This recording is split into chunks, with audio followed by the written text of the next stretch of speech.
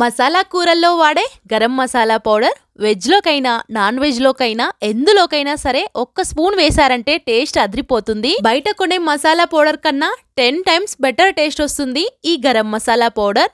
ముందుగా స్టవ్ పైన ప్యాన్ పెట్టుకొని 1 కప్పు వరకు ధనియాలను వేసుకొని 2 మినిట్స్ పాటు లో ఫ్లేమ్ లోనే ఫ్రై చేసుకోవాలి. ఈ మసాలా పౌడర్ చేసుకునేటప్పుడు అన్ని కూడా మంచి క్వాలిటీ దినుసులను తీసుకోవాలి. ఇలా లో ఫ్లేమ్ లోనే అన్ని దినుసులను కూడా మంచిగా ఫ్రై చేసుకోవాలి.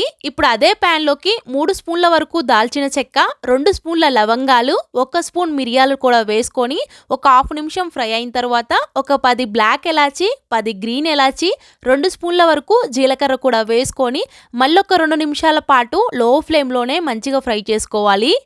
తరువాత 2 స్పూన్ల గసగసాలు కూడా వేసుకొని దినుసులన్నీ పూర్తిగా చల్లారిన తరువాత మిక్సీ జార్లోకి వేసుకొని మెత్తని పొడిలా గ్రైండ్ చేసుకోవాలి. అంతేనండి, మంచి స్మెల్ తోటి home made garam masala ready.